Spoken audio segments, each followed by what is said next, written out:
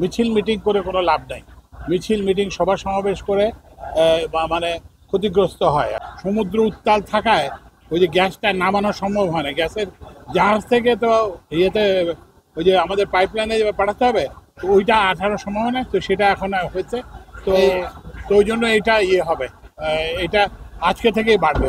Already 50 MMCD বাড়ছে, আরও 100-150 MMCD বাড়বে।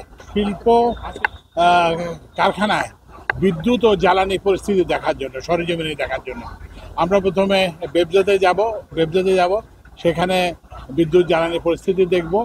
এরপরে হচ্ছে যে আমরা আরও কটা একদম ইয়ে থেকে, এখান থেকে শুরু করে চন্দ্রা হয়ে, মির্জাপুর হয়ে, কালিয়াকৈর হয়ে, তারপরে ভালুকা হয়ে আবার পেছনে টঙ্গীতে এসে শিল্প কারখানায় বিদ্যুৎ এবং জ্বালানি দুইটার ইয়ে পরিস্থিতি দেখব।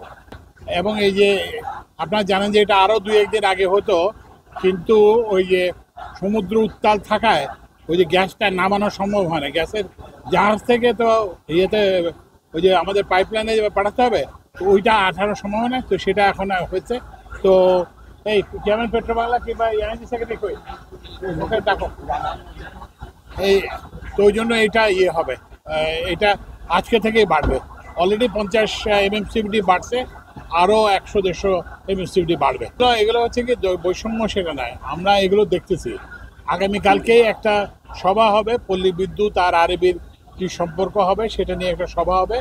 ব্র্যাক বিশ্ববিদ্যালয়ের উপাচার্যকে নিয়ে আমরা একটা কমিটি করছি, সেই কমিটির চূড়ান্ত রিপোর্ট, ফাইনাল রিপোর্ট কালকে ওরা প্রেজেন্ট করবে। তারপরে এই রিপোর্টটা চূড়ান্ত হওয়ার পরে আমরা ব্যবস্থা নেব।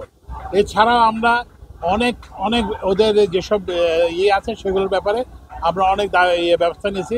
পল্লী বিদ্যুৎ সমিতির এবং যারা আরএবিতে যারা কাজ করে তাদের পদের সম্পর্ক কী হবে সেগুলো আমরা করার জন্য একটা ইয়ে করে, সেটা আমরা এই সপ্তাহে ইয়ে করবো।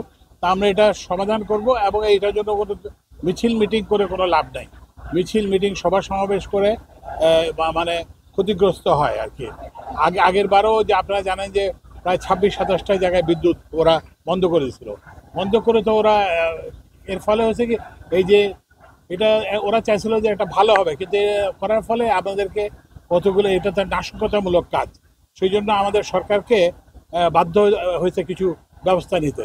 তো এখন এই জন্য এগুলো করে কোনো লাভ নাই, এটা বরং আমরা দেখতেছি এবং এটা আমরা সমাধান করবো ইনশাআল্লাহ।